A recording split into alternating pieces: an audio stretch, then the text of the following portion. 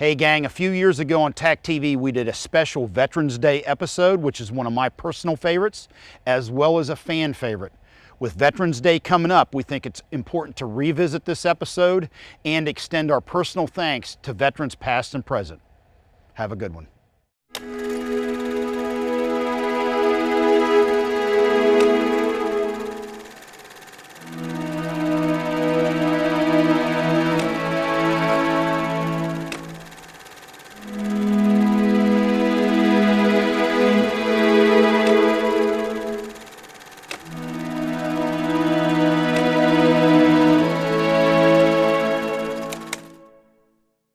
This is a very special episode for me because nothing makes me prouder than the time I served in the military. Now we put together a special episode for you that has segments of both active duty and veterans who've served in the military.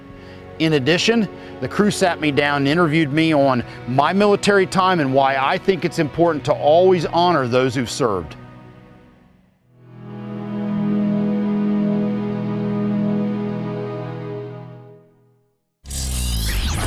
I had the opportunity to go up to Wisconsin to interview one of my good friends, Paul Buffoni of Bravo Company. Not only is he a TAC-TV sponsor, he's a Marine Corps veteran, and he's one of the most pro-military guys I know in the firearms industry. I hope you enjoy the segment coming at you.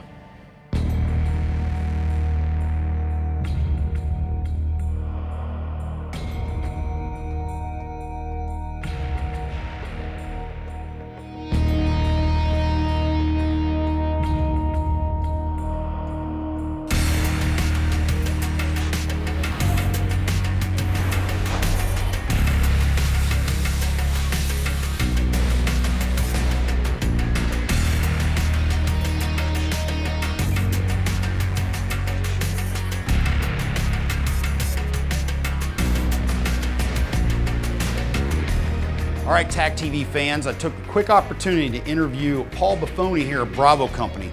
He invited me to come up and host Bravo Company's salute to the veterans on the Sportsman's Channel. Paul, thanks for having us. Thank you, Larry. Thanks for coming up. I appreciate it. If you don't mind, just kind of take us through how Bravo Company got started. Bravo Company started as an e-commerce retail site, BravoCompanyUSA.com, where we were a retailer of a variety of premium brands that made parts and accessories for the AR-15, M16, M4 platform.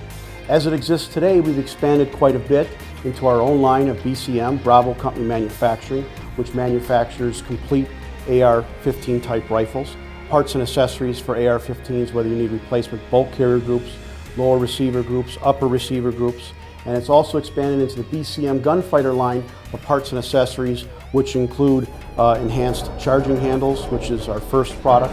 We've got tactical compensators now, we've got vertical grips, we've got pistol grips. We're getting into a new line of key mod rails and accessories, and a variety of other concepts and products on the drawing board. Now, Paul, if you would, the name Bravo Company comes from your time in the military, correct? Yes, sir, it does. Bravo Company was my first unit at MCRD San Diego in 1986, quite some time ago. Bravo, my last name being Buffoni, and phonetically B for Bravo, I thought it was a natural fit. Now it seems to me, Paul, that you purposely build in not only that mil-spec standard, but kind of target the serious end user, the military end user, or somebody who's putting their life on the line with your product? Yes, it is. I mean, when I look at a firearm, I see it primarily as a tool to secure my life or the life of my loved ones.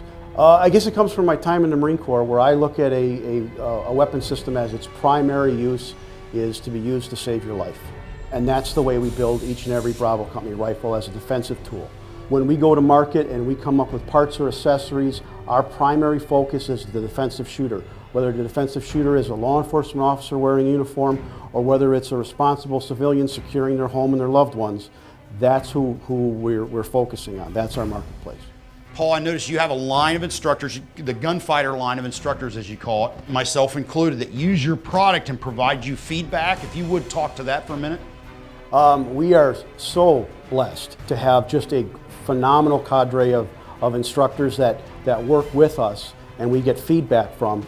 These are gentlemen with extensive military backgrounds and have resumes that make movies about. They'll T&E our new products. They'll give us feedback in the field. Great products aren't really created on an engineering board. The first thoughts come from in the field, the trigger pullers. He's the one that's really going to tell you what's needed as far as to enhance that platform to increase its efficiency or the survivability of the operator.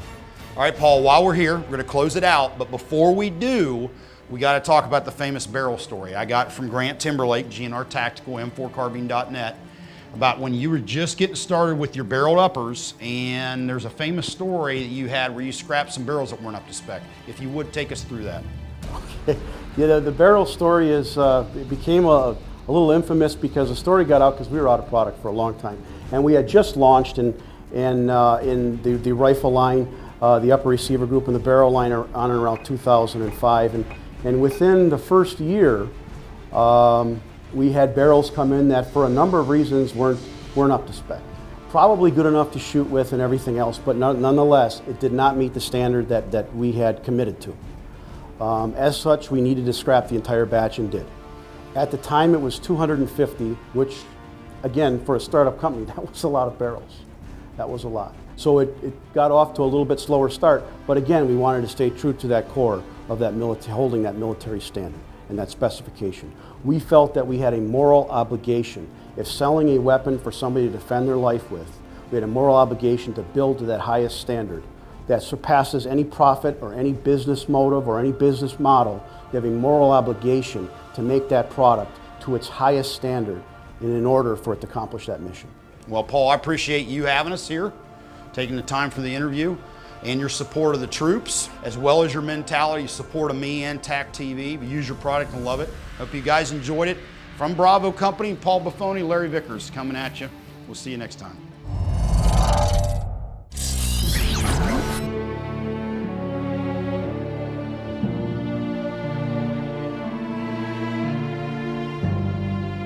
I first became interested in the military from my dad. My dad was a World War II vet, served in both North Africa and Italy. And he was drafted right after Pearl Harbor. But he told me stories about the military and what military service was like and the camaraderie, and also kind of planted the seed to a degree for special operations, because he always spoke very highly of the Rangers and always held them on a pedestal. So I kind of got it in my mind that I wanted to become a Ranger, even though I ended up taking a different path. That's where it started. I really started thinking about when I wanted to join the military in high school. And I knew I was within a couple years of graduating, and I started thinking about what I wanted to do. And honestly, I was like a lot of young guys, didn't really have the desire to continue on to more school. You know, I wanted to go out and enjoy life. I wanted to be part of life. So that's when I kind of made the decision to go in the military, and then based on my dad planting the seed, I was thinking Rangers. Initially Rangers, and then later Green Berets. I joined when we had Ronald Reagan, and that was right after the Iranian hostage crisis, and morale was very low. And then we had a big shot in the arm with Ronald Reagan, and patriotism was back, and it was, you're proud to be American again. And that, I was a guy who got caught up in that, as many others did too. Ended up joining and going straight to Special Forces, bypassed the Rangers, never did go to Rangers or Ranger School, by the way, but went right into Special Forces and basically started a career in Special Operations at that time. I took a little bit of a break around 1985 or so, because to be honest with you, the Green Berets were great, but it wasn't exactly what I wanted to do. So I went in, got a mechanical engineering associate's degree, and then kind of figured, you know what, I still want to go back in the military. There's still some things I want to do that I didn't get a chance to finish. So I went back in and then tried out for Delta Force, the U.S. Army's Tier 1 Special Operations Unit. They only really had the mechanism in place for me to re-enlist and then try out, which was a huge leap of faith. Because I went back in, went to Special Forces in Germany, but I already kind of knew what SF was all about and knew this isn't really what I want to do for a career. So I'm re-enlisting for a job I really don't want to do just to try out for Delta. And I'm glad I did it. It obviously paid off in the long run. But I ended up having to go to Delta selection twice. The first time, frankly, I overtrained. You know, I was so focused on what I needed to do. I went and I wasn't really healed up. I was kind of tore down. My body was, per se. I learned my lessons, and the second time around, I went and made it. Very, very difficult thing. Actually, the hardest thing I've ever done in my life is Delta selection. but certainly something I'll never forget. One of the things I liked about being in Delta was everybody was dedicated to excellence. Everybody really put in their best effort, and everybody wanted to do the best job they could, and they wanted to support each other, and they wanted to make sure what they were doing was in the best interest of everybody and mission accomplishment. And that was a very liberating feeling. You get that in that organization. It's kind of a hallmark of that place, and still is to this day. So that was one of the things I really liked being. It was like being on a Super Bowl winning team every year. It was a little bit of a shock when I realized I was no longer going to be, in the military or even in Delta, is because you realize physically you just can't do it anymore. I don't care who you are. Once you've done that for a period of time, and once the realization you go, this phase of my life is over, now I need to move on. That part of my life has ended, now something else is beginning. I wouldn't be able to do this, for instance, or any number of things, or be able to train a lot of the people I've been able to train over the years if I was still in that job. So I enjoyed it, but it was an adjustment to get used to no longer being an action guy.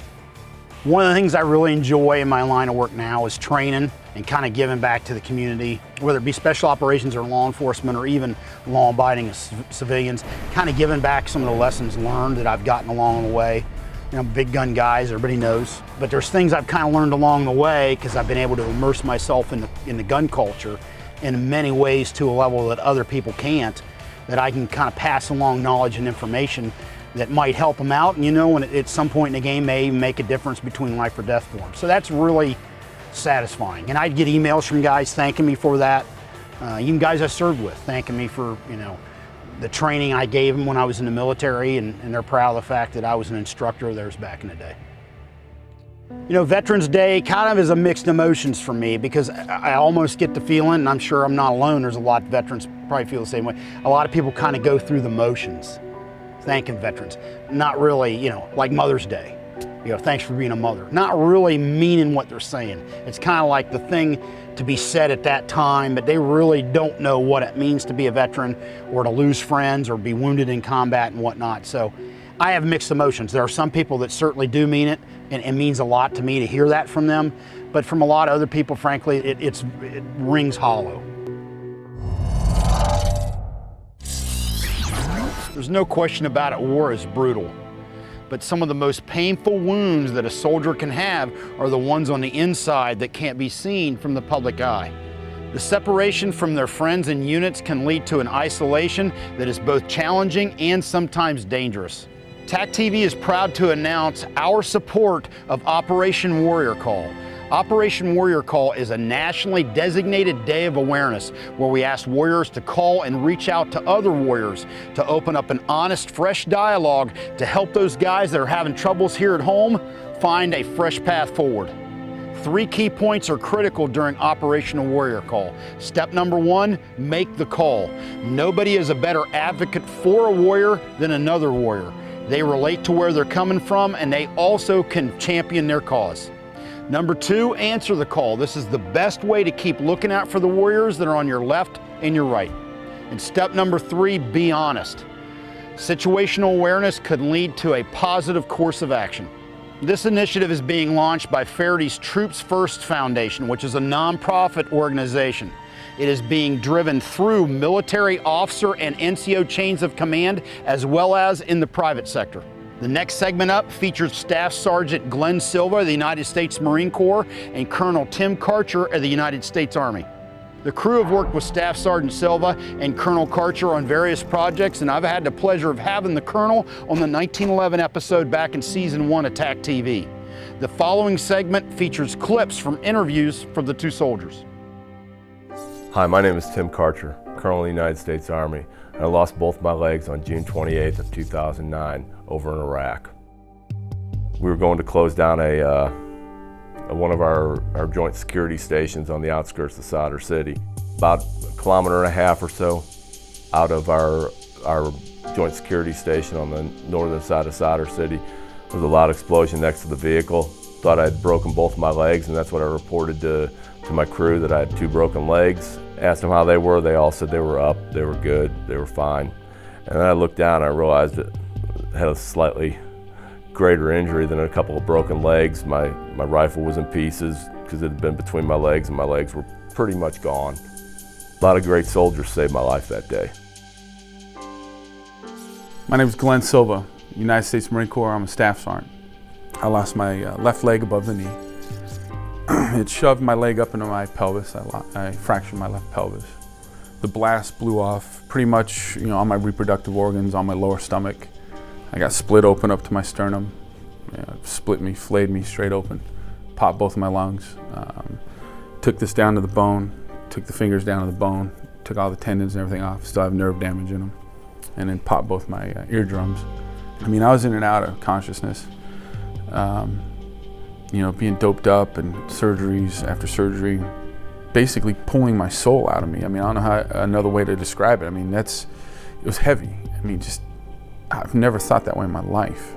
And don't get me wrong, I had tons of friends that were there and just, oh, it's fine. And I never talked to them and told them, hey, yeah, I'm thinking about suicide. It was just I internalized it a lot because I didn't have a way to vent or to get it off my chest.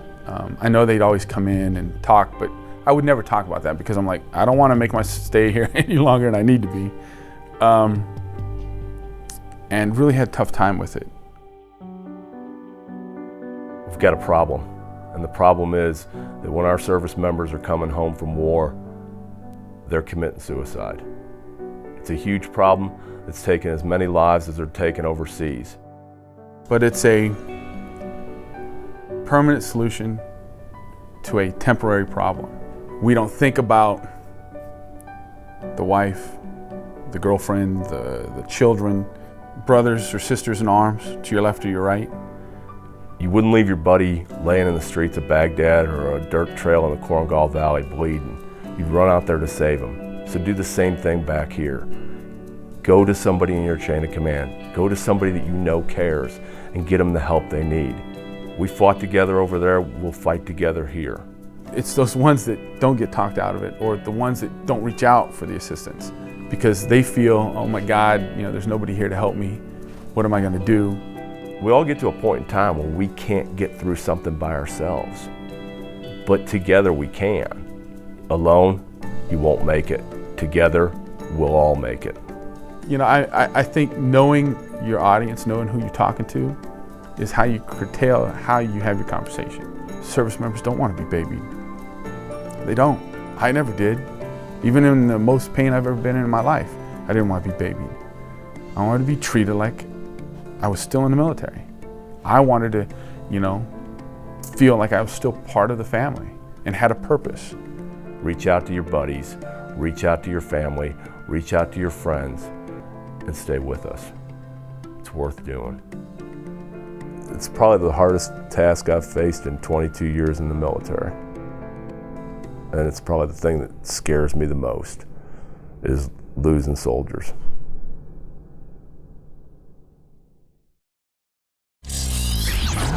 When I talk about family, I immediately default to my wife and daughters, but I'm part of a huge family, and that's the U.S. military, and it scopes down to Army, then down to division, then down to brigade and battalion and company and platoon and so on and so forth. But the fact of the matter is, if you spent a year with somebody in combat, they're as close to you as your own brother or your own sister. You can't underestimate those family bonds that develop in a dangerous situation with somebody that has your back. And that person that had your back overseas, they got your back the same over here.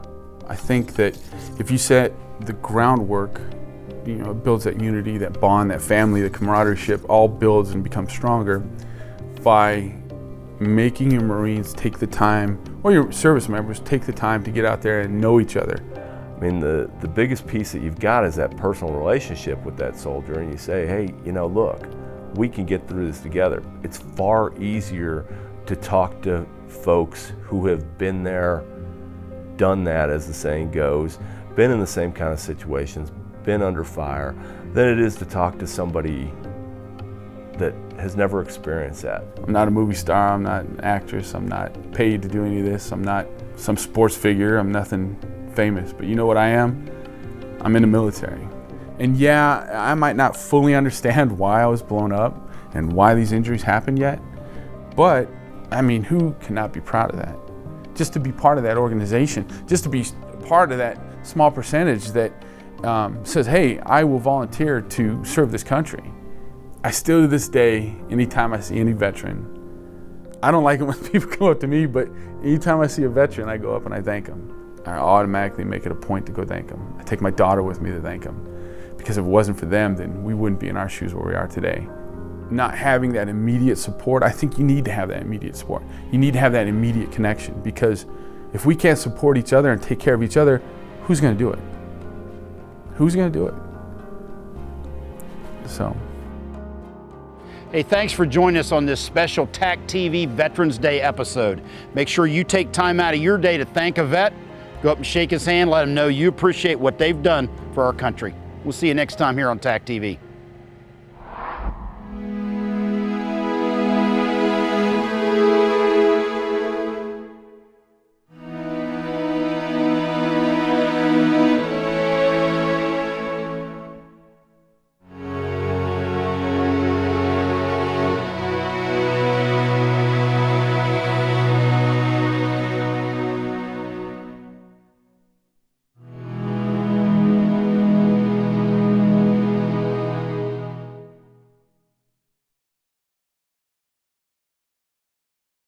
Hey, thanks for watching the Vickers Tactical YouTube channel. To subscribe, click here.